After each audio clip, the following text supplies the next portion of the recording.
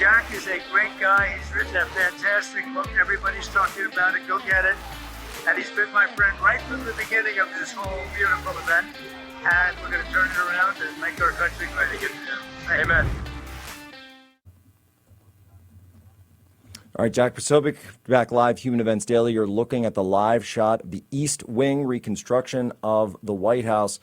We're on with Paula Scanlan. She is working with Early Vote Action in New Jersey, predominantly. Early Vote Action, of course, we know Scott Pressler covers New Jersey, Pennsylvania, a number of other states. Paula, for those who are interested in perhaps whether they're willing to hop on a plane or fly over to New Jersey or drive there or whatever it might be, how can people get involved with Early Vote Action?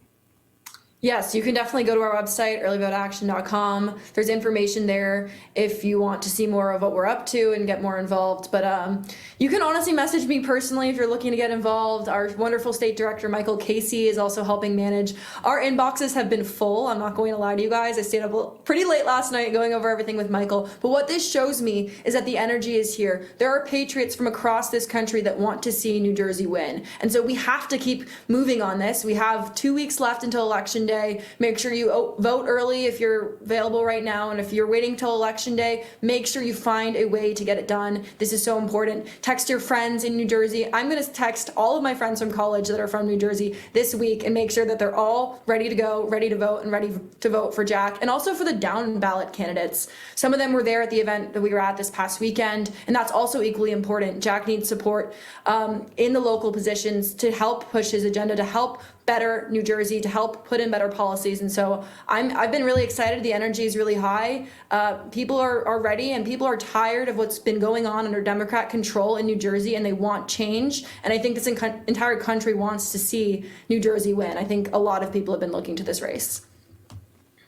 Oh, 100%. I couldn't agree more. And I saw the energy there on the ground myself personally. I'm actually told, by the way, that another prominent conservative is going to be heading up to New Jersey this weekend, although I'm not sure it's public yet, but look for that coming up this Saturday. Paula, though, I got to ask you, because I know that you're working in New Jersey, but you actually live in New York City. And I know this because obviously you tweet about it all the time.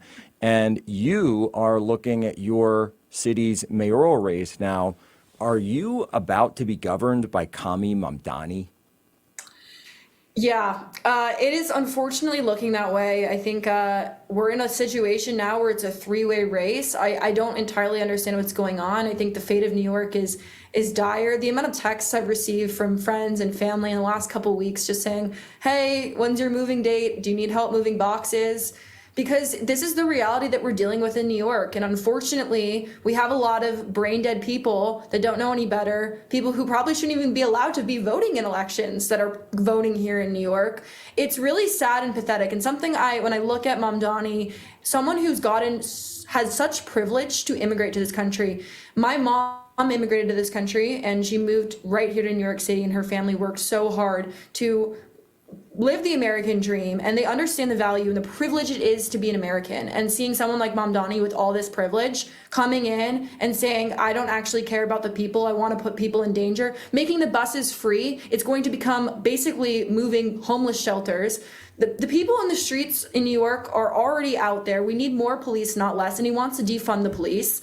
And he tries to walk away from that, but it's been everywhere in his platform. And that's not what we need in New York. We need people to crack down on crime. We don't want to see what happened to Daniel Penny, where we have prosecutors trying to arrest heroes. I mean, that will be the reality under Mamdani's rule here. All right, but now here's the kind of the question, because the New York Post ran a cover this morning, and I when I'm at Wawa every single morning, one of the first things I do is always check the New York Post, and they had a cover that said, basically, I forget exactly, they had some pun about Curtis Sliwa and his beret, and they were telling Curtis Sliwa to drop out of the race. And there's been, we did a huge episode the other day on thought crime with myself and the team, the guys, and, we watched the debate in full. I thought Cuomo absolutely just kind of destroyed himself. He sort of self-immolated like Aaron Danielson outside of the White House or whatever it was. And then Oops. And, and Mamdani, he comes across very charming. A lot of communists are. They use this rhetoric like, I'm just one of you, when we know they're not.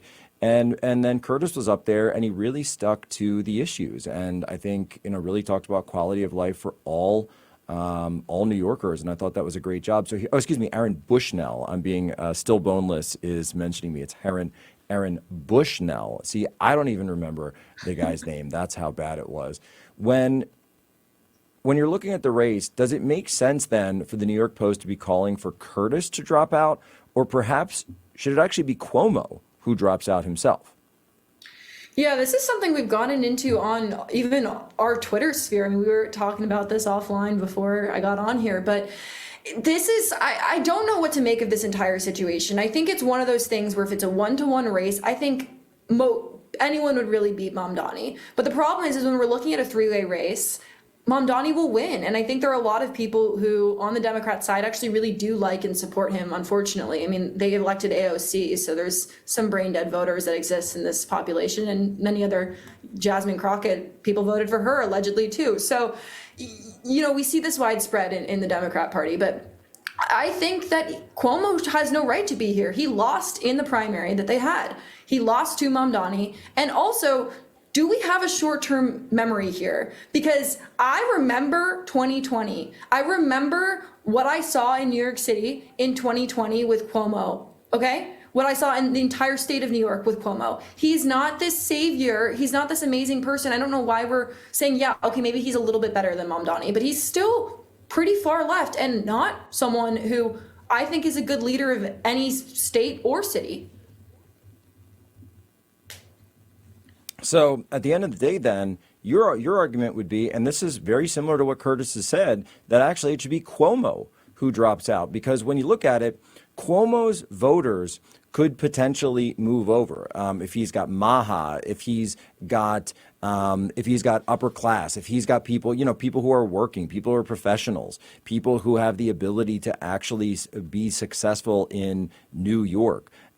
They would potentially move over and vote for Curtis, but instead, he's staying in and he's saying Curtis would drop out. Meanwhile, Curtis's voters, they're not voting for Cuomo because Cuomo was a grandma killer in addition to all the other things, which, by the way, Mamdani was the one that blew him up on that on stage. Mamdani was the one who was hitting Cuomo on this. So you look at a guy who's completely, again, just self-immolated, totally Bushnelled himself.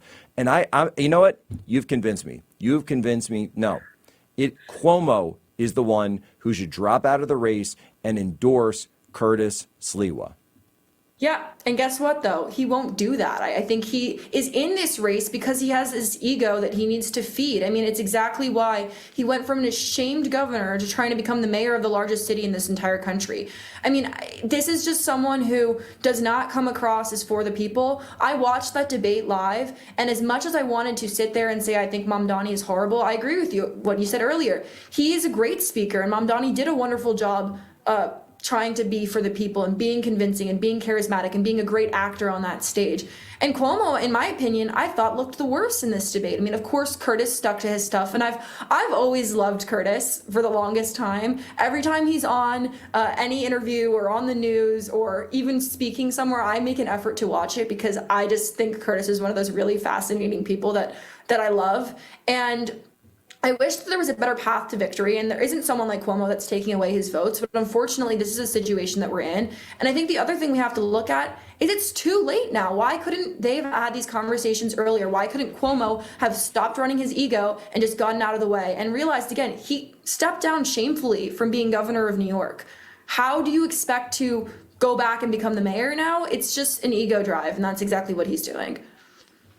Couldn't agree more. We're out of time. Paula Scanlan, where can people follow you? Follow me on X at Paula Scanlan. I don't know. We're doing the New Jersey race, so you'll probably see a lot of that if you catch me there. We certainly will. Paula, 谢谢你的采访. Ladies and gentlemen, as always, you have my permission to lay ashore.